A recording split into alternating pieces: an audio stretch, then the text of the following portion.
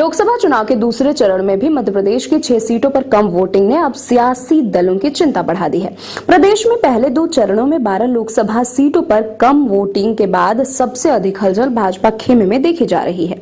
लोकसभा चुनाव में हर बूथ पर 370 वोट बढ़ाने के लक्ष्य के साथ चुनावी मैदान में उतरी भाजपा के लिए कम वोटिंग बड़ा झटका माना जा रहा है।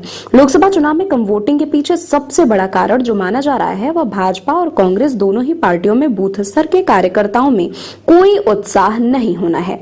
ऐसे में सवाल यह उठता है कि आखिर लोकसभा चुनाव में बूथ स्तर का कार्यकर्ता क्यों सक्रिय नहीं है। अगर जमीन स्तर पर भाजपा और कांग्रेस दोनों ही पार्टी के कार्यकर्ताओं को देखा जाए तो इसके अलग अलग कारण हैं। राजनीतिक विश्लेषकों की माने तो लोकसभा चुनाव में भाजपा कार्यकर्ता कहीं न कहीं ओवर कॉन्फिडेंस में है। वह यह मानकर चल रहे हैं कि चुनाव में मोदी का चेहरा ही काफी है।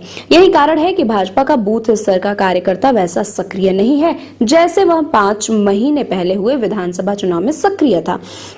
विधानसभा चुनाव में भाजपा और कांग्रेस में कांटे की टक्कर मानी जा रही थी। ऐसे में भाजपा का बूथ स्तर का कार्यकर्ता पूरी ताकत के साथ बूथ पर जुटा हुआ था, जबकि लोकसभा चुनाव में इसके ठीक उलट एक तरफा माहौल है। ऐसे में कहीं न कहीं भाजपा का कार्यकर्ता अति आत्मविश्वास में नजर आ रहा है।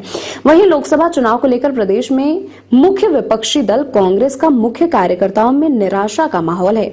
लोकसभा चुनाव के दौरान जिस तरह से कांग्रेस पार्टी में भगदड़ का माहौल है और पार्टी के बड़े बड़े नेताओं को पार्टी छोड़कर जा रहे हैं, उससे पार्टी का मूल कार्यकर्ता चुनाव के वक्त घर बैठ गया है और वैसा सक्रिय नहीं है जैसा विधानसभा चुनाव के वक्त था।